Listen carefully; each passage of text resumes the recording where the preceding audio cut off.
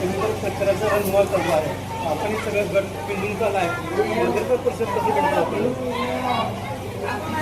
मतदारांचा प्रतिसाद आधी उत्तम आहे.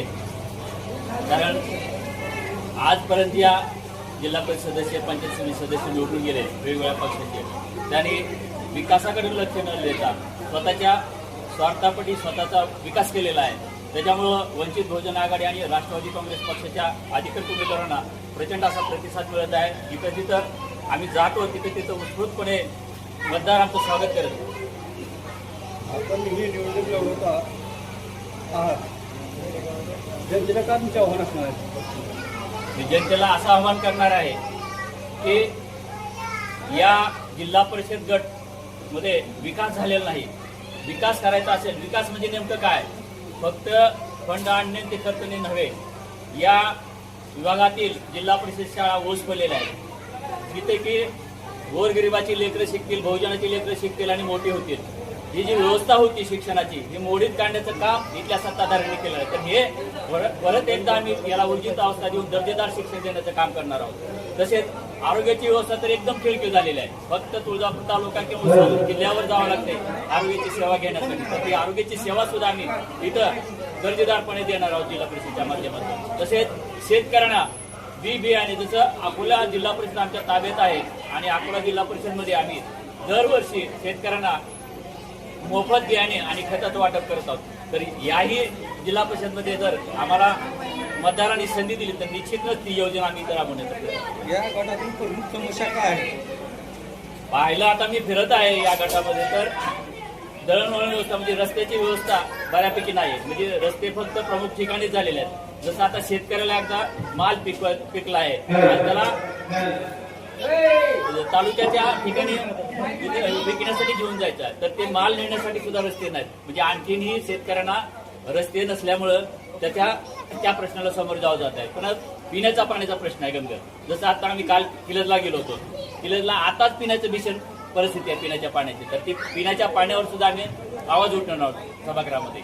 तसेच या जिल्हा परिषदमध्ये प्रस्थापितांनी फक्त त्यांचे हातचे बाहुले उभा केलेले आहेत.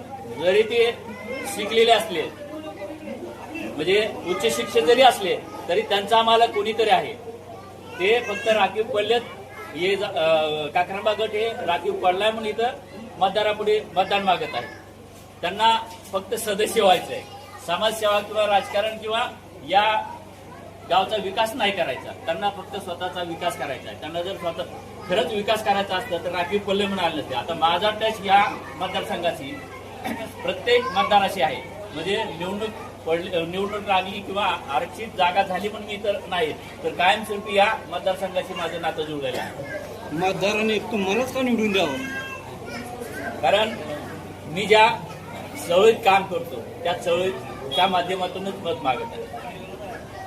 मला बाबासाहेबांमुळं मान सन्मान मिळालेला आहे. तर मी बाबासाहेबांचं नाव सांगूनच जनतेसमोर गेलेलो आणि बाबासाहेबांचा जो विचार आहे सर्वांगीण विकास करायचा, तो विकास करायचा आहे मला, म्हणून मतदारांनी मला निवडून द्या. नाव सांग. विकास लिंगापचे नसेल सर्व जनतेला आवाहन करतो की आजपर्यंत मी निष्कलंक, निस्वार्थ, मी म्हणजे असं कुठल्याही ही नाही की जनतेच्या आजपर्यंत मी निवडणुकीलाच उभारलोय असं नाही. मी तेवढ्यासाठीच म्हणजे मी जिकवतो असतलं बी नाही. मी प्रत्येक वर्षी मी जसं मला म्हणजे माझा एकदा जन्म झाला त्या दिवसापासून, म्हणजे मी वयात आलो त्या दिवसापासून मी आपल्या गावामध्ये जनतेची सेवा करण्यासाठी मी म्हणजे हे करून पूर्ण जनतेच्या सेवेसाठी तत्पर असतो. समाजसेवा करण्यासाठी, दळणवळण हे करण्यासाठी, गोरगरीब जनतेसाठी कुठलंही कार्य असेल तर मी कुठल्याही जाती धर्माचे असतील त्या सर्व जनतेसाठी असं म्हणजे हे करून कसलाही न विचार करता रात्रंदिवस अहोरात्र मी त्यांच्यासाठी सेवा करतो.